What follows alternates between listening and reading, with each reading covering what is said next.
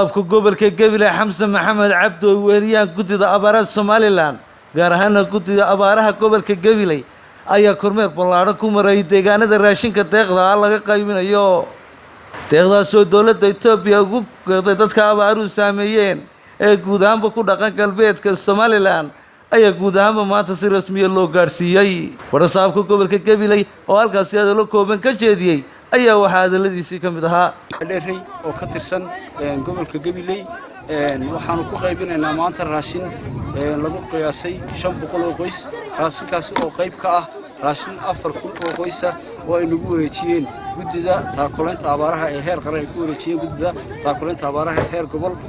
raashinkaas wuxuu qayb ka yahay raashinkii ay nagu caawisay dawladda dariska nahay ee Itoobiya loogu talagalay dadka abaaruhu ay afiyeen runtii iyo wixii ay ku soo dareen gudida abaaraha ee heer qaran runtii xaaladda ka tahay waa xaalad aad u daran waxa isgaaray abaartii dadkii soo hayaamay iyo dadkii sii joogay labaduba waxay ku sugan yihiin xaalad abaareed oo aad u daran raashinka 4,000 oo qoys waxa lagu qaybinayaa intii uu ka gaaro goobaha ay ku badan yihiin dadka soo guurtada ee abaaruhuna ay ka jiraan ee gobolka ka tirsan runtii waxaan jecelahay halkan inaan uga mahadnaqo madaxweynaha jamhuuriyadda Somaliland mudane Axmed Maxamed Maxamuud Siilaanyo oo runtii baaqiisa iyo qayladhaantiisa intii ay ka socdeen abaaruhu gobolkan wax badan ay naga soo gaadheen hadday tahay xukuumadda hadday tahay gudida abaaraha ee heer qaran hadday tahay hay'adaha islaamiga hadday tahay dadka muslimiinta ilaahay waa gacantiisa lagu baahi baxaa wixii soo gaaray dadka waa soo gaarsiinay imikada lafteedana waxaan baa ku dirayaa dadka muslimiinta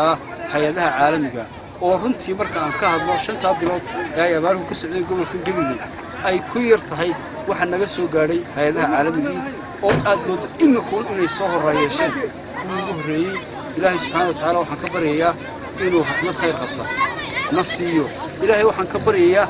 in raashinka abaarta ee aanu qaybinayno uu ka maanta aanu qaybinayna noogu dambeeyo ilaahay raxmadiisa maanta uu noo shubo isaga gacantiisa lagu baahi baxaa tagalana waxa halkaas si la kooban ka jeediyay gudido abaaraha gobolka Gabiley oo ka warramay deeqdan iyo soo gaarsiiyeen waxa kale oo mahadceliyay dawladda Itoobiya in jaarka nahay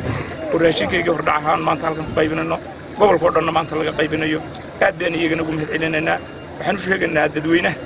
waa maalintii ugu dambeysay raashinkaasna daruur baan halaysa ilaahayna waxaan ka rajaynaynaa daruurtaas intuu khayr qabta oo dhibaato yar oo dadka adhiga iyo xoolahaba tuu u hagar la'aanahoo samata bixisa ilaahay inuu ka nooga dhigaan mahadcelinaynaa waxa kale oo dadweynaha u sheegaynaa 6 bilood dadkaasi ayaanu gacanta ku haynay haddaan nahay qaybta haddaan nahay gobolka haddaan nahay degmada haddaan nahay shacabweynaha reer Gabiley aad iyo aad baan ugu mahadcelinayaa shacabweynaha reer Gabiley oo dadka maantida ee halka abaartu keentay u samafalay waxa kale oo idin sheegayaa gobolka iyo degmada xafiisyadoodii waxa lagu jeediyo adeegii dadweynaha waa la dhigay xamse kulku gobolka uu yimiday 2 sanad ka hor abaartii gobolka la kulantay maantana waxa la kulantay tii kale ee maxay iyaduna bariga laga soo hayaamay xafiisyada adeegihii dadweynaha oo hadday cabasho jirto waxa loo jeediyay dhinaca dadweynaha oo abaartu ay ka mid tahay koobka tahay ayaa loo jeediyay waxa kale oo mahadcelinaynaa xamse oo isaguna 2 abaarood meesha iskaga daba yimaadeen oo isaguna arrinka qayb weyn ka qaatay oo isaguna habeen iyo dharaabin dal soo jeeda oo isagana oo mahadcelinaynaa sheegaya dadkaasi maanta in baco ayaa ugu daran roobka ay caruurta iyo laga saaro adhigaba wixii waa Nimcaan Dheeg Ibrahim iyo Maxamed Diin Maxamed Daahir TV qaranka Gabiley.